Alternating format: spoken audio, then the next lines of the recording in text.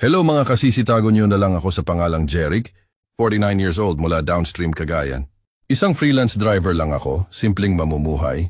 Pero nitong Disyembre 2019, may nangyari sa akin na hanggang ngayon, parang isang lihim na hindi ko maibulalas kahit kanino. Dumating mula Australia ang pamangkin ng misis ko.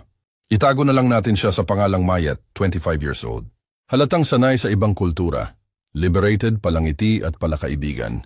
Dito siya nagbakasyon para asikasuhin ang negosyo ng mama niya na pinsan ng misis ko. Dahil busy ang asawa ko sa trabaho, ako raw muna ang bahala kay Mayet habang nasa Pilipinas. Sa simula, regular lang ang lahat. Hatid sundo, errands, konting kwentuhan. Pero habang tumatagal, napansin kong may unti-unting nabubuong comfort sa pagitan naming dalawa. Madalas na kaming nagtatawanan. Minsan nagkakatinginan ng matagal.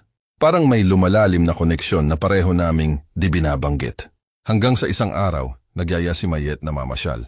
Gusto raw niyang makita ang San Vicente, port sa Taboana at matanaw ang Palawi Island. Hindi pa raw siya nakakapunta roon kahit ilang beses na siyang umuuwi. Sabi niya gusto niya lang ng tanawin at malamig na hangin. Ako naman, game lang. Pagdating namin sa port, umaambon-ambon na.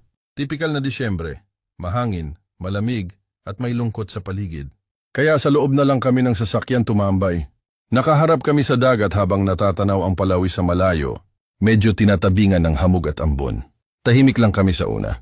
Wala masyadong salita, pareho lang nakatitig sa labas. Ang sarap sa pakiramdam, parang walang ibang tao sa mundo kundi kaming dalawa.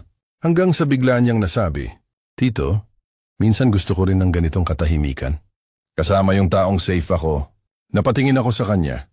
Nagkatitigan kami. Tapos ay dahan-dahan siyang lumapit.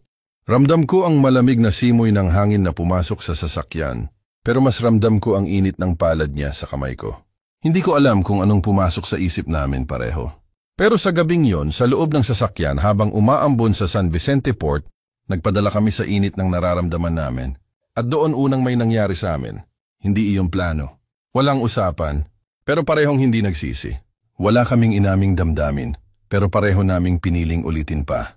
At hindi lang isang beses. Sa mga sumunod na linggo habang narito pa siya, sa tuwing may pagkakataon na uulit iyon. Tahimik na lihim naming dalawa, bawal, mali, pero masarap sa pakiramdam.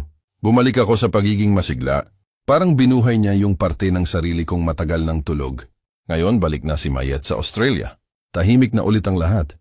Pero tuwing malamig na gabi ng Disyembre, tuwing maririnig ko ang alon sa tabing dagat, bumabalik sa isip ko ang gabing iyon, ang tanawin ng Palawi, ang ambon, at ang init ng katawan naming dalawa sa loob ng sasakyan.